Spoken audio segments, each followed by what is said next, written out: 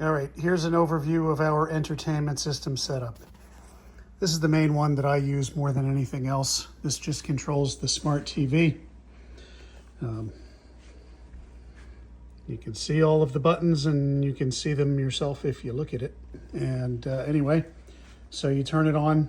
This button in the upper left-hand corner turns the TV on. And you can see it comes up with that and is currently escorting Glesman home. Display across the bottom. For hostage affairs, Mr. Anambola Use this circle here, pressing one side or the other to move those selections back and forth. Select the one you want. Like Prime, for example, press the center of the circle and you know, your Amazon Prime comes up. That's pretty much it for the operation of this TV. Now, if you want to use like regular Verizon TV, you got to do a couple of things. First thing you have to do is press this house icon on this remote control. That brings up that smart hub, and you're going to move the selection to the left until you get to the one that says source, and then press in the center.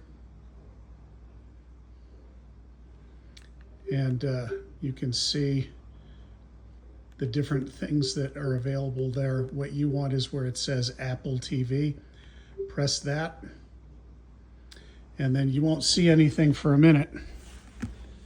Then you come to this big square remote control and you hit the power on button.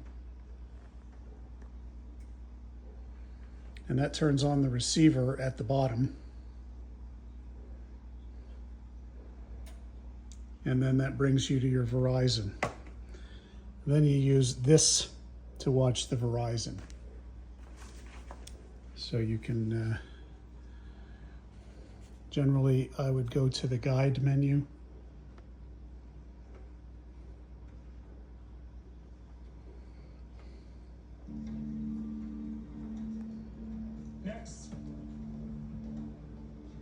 Guide brings this up, and you can scroll around through the various channels and watch the live TV there. Who is that guy? She's in neurosurgery. Generally, we don't use this very much. I think Juanita watches it to watch the news and stuff like that, but that's really about it. But anyway, that's how you switch to the Verizon TV. If you don't want to use the Verizon TV anymore, go back to this square remote and hit the power off button. That turns off the TV receiver. Then go back to this remote again, hit that home button, and that brings up that menu across the bottom again. You just select the one you want, Hulu or whatever.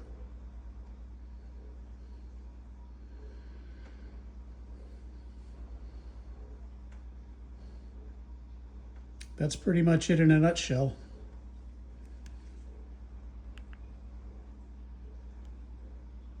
Power button turns it off again.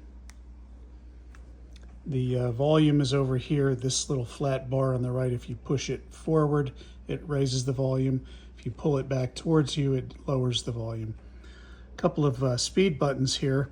You can go directly to Netflix or Prime without having to go through and find it on the menu. You can find it both places. I use this one in the middle most of the time. I watch most of my stuff on Prime, but Netflix is easily accessible there too. That's about it. The only thing that you really need this big square remote for is to turn the power on or off for the receiver, which you need to do if you want to use Verizon TV. And then this is the remote that you use to control that. I think that's about everything that you might need to know.